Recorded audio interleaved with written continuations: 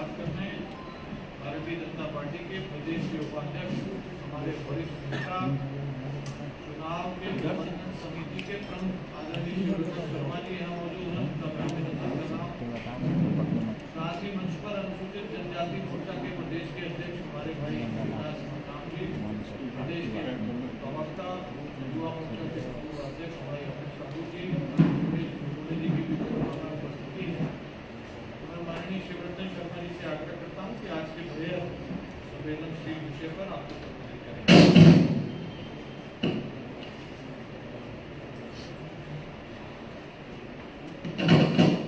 मित्रों,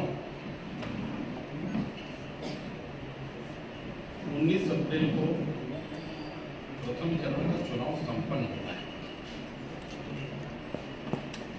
और छत्तीसगढ़ में प्रथम चरण का चुनाव छत्तीसगढ़ के सबसे संवेदनशील क्षेत्र बस्तर में संपन्न होना है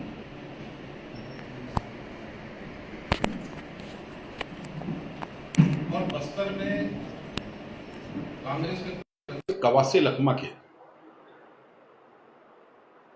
जो लगातार एक के बाद एक बयान आ रहे हैं, ये न सिर्फ छत्तीसगढ़ बल्कि पूरे प्रदेश के पूरे देश के सभ्य समाज के लिए चिंताजनक है।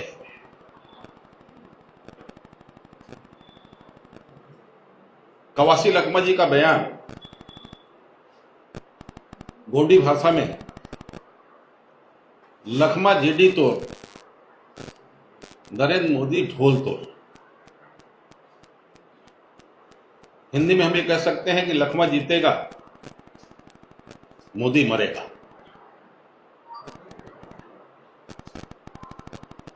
दुनिया का सबसे बड़ा लोकतंत्र भारत, और लोकतंत्र में जब चुनाव होते हैं तो कोई व्यक्तिगत वैमनस्यता नहीं होती,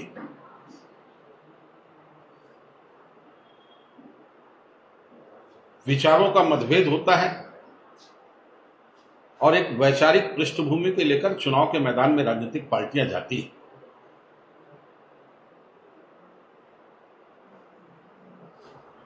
पर इस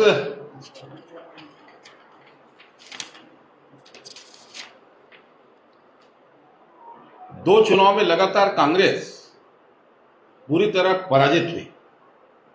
हम ये कह सकते हैं कि लोकतांत्रिक तरीके में बुरी तरह से परास्त हुई है और कांग्रेस की बौखलाहट इस हद तक जा चुकी है कि कांग्रेस के नेता मोदी के मरने की बद्दुआ, हम तो उसको बद्दुआ कहेंगे, वो दुआ करने लगे। इसके पहले उत्तर प्रदेश में कांग्रेस के वरिष्ठ नेता इमरान मसूद ने कहा मोदी की बोटी बोटी कर देंगे। मध्य प्रदेश के कांग्रेस के वरिष्ठ नेता राजा पटेरिया ने कहा मोदी को मारना होगा। अलीगढ़ मुस्लिम विश्वविद्यालय में नारे लगे मोदी तेरी कब्र खुदेगी एमएमयू की धरती पर। पंजाब के दौरे में माननीय मोदी जी जब पिछले चुनाव के दौरान गए तो मर जा मोदी के नारे लगे।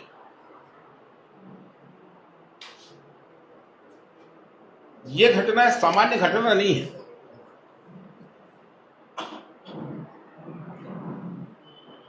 पिछले चुनाव के दौरान छत्तीसगढ़ में मानपुर मोहल्ला में सरजू टेकाम ने कांग्रेस के प्रत्याशी की उपस्थिति में सभा में भाषण दिया कि भारतीय जनता पार्टी के कार्यकर्ता चुनाव प्रचार करने आते हैं तो उनके हाथ पैर काट दो। अब घटना के तीसरे दिन भारतीय जनता पार्टी के कार्यकर्ता की उस क्षेत्र में हत्या हो गई।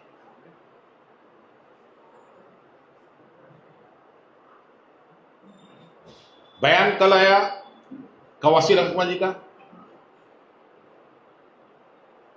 अभी 2 दिन पहले कवासी लखमा का बयान आया था जिसमें वो वहां के स्थानीय युवाओं को प्रेरित कर रहे थे कि पुलिस वालों को तीर धनुष से मारो, भगाओ। नेता प्रतिपक्ष चरणदास महंत जी ने कहा कि शिव डहरिया तो गाली बक सकता है, मुंडी फोड़ सकता है तो भूपेश बघेल, लाठी उठा सकता है तो भूपेश बघेल। और छत्तीसगढ़ में इस प्रकार एक के बाद एक कांग्रेस के प्रमुख नेताओं के बयान आने के पश्चात कांग्रेस का राष्ट्रीय नेतृत्व मौन है। कांग्रेस के राष्ट्रीय नेतृत्व ने न अपने नेताओं के बयानों से अपने आप को किनारे किया, न नेताओं के बयान की भर्त्सना की। तो क्या हम ये मान के चलें कि छत्तीसगढ़ में जो कुछ भी हो रहा है उसमें कांग्रेस के राष्ट्रीय नेतृत्व की सहमति है, सहभागिता है? आखिर किस प्रकार का षड्यंत्र करने में ये नरेंद्र मोदी के खिलाफ लगे हुए हैं?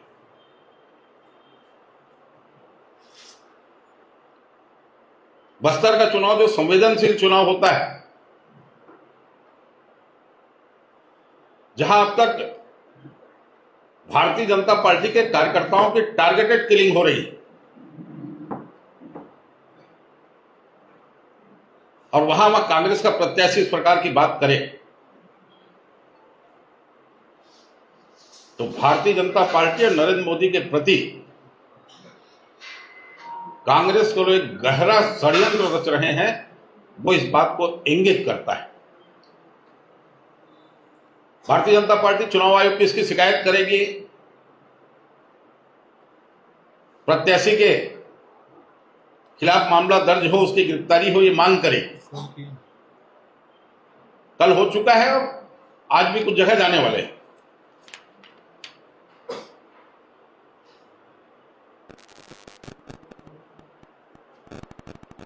पर ये लगातार बयान और उसके पश्चात नक्सल क्षेत्र में नक्सलियों द्वारा भारतीय जनता पार्टी को वोट देने से मना करने का फरमान एक गहरे षड्यंत्र की ओर इशारा करता है। मैं आप सबके माध्यम से कांग्रेस के राष्ट्रीय नेतृत्व आदरणीय मल्लिकार्जुन खड़गे जी से, श्रीमती सोनिया गांधी से, श्री राहुल गांधी से, श्रीमती प्रियंका गांधी से पूछना चाहता हूं,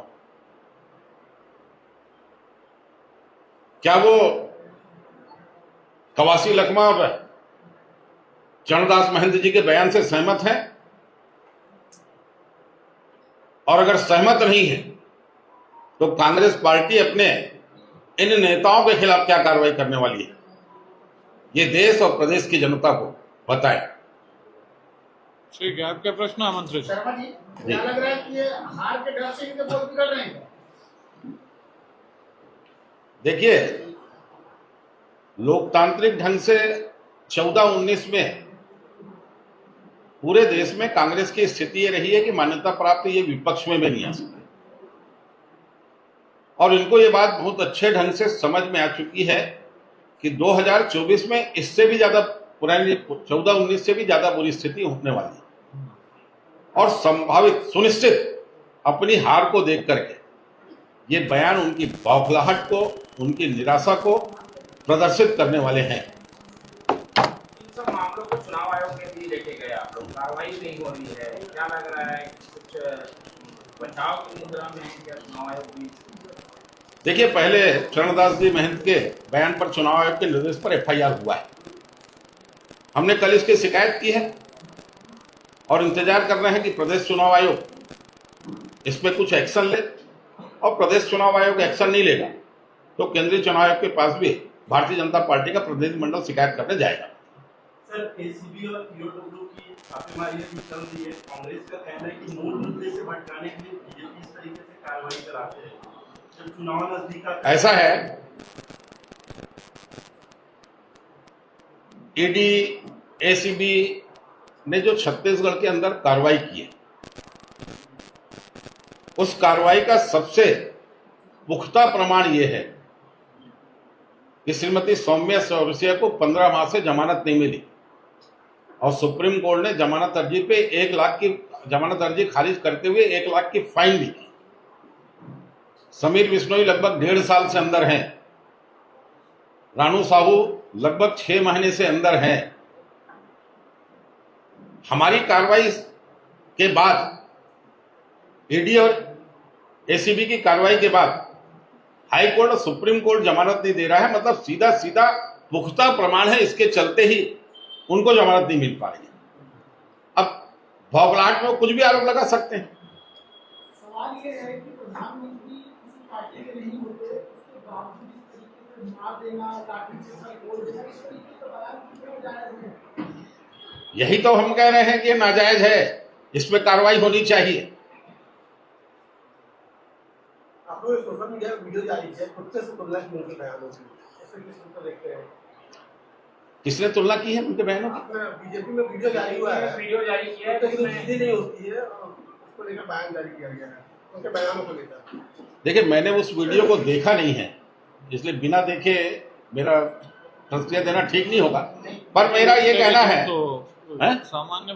सामान्य भाषा में राजनीति अब कोई बातचीत होती है, बोलते हैं ना, धोबी का कुत्ता ना घर का ना घाट का, वैसा कोई कहावत का उल्लेख हुआ होगा और सुनने के बाद ज्यादा अच्छे ढंग से मैं बोल पाऊंगा।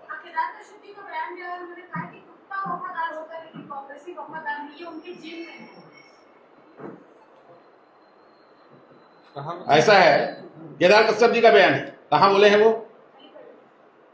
आज हेलीपैड में उन्होंने कहा है ना। देखिए, देश के साथ कांग्रेसियों की वफादारी नहीं है, ये बात तो तय है।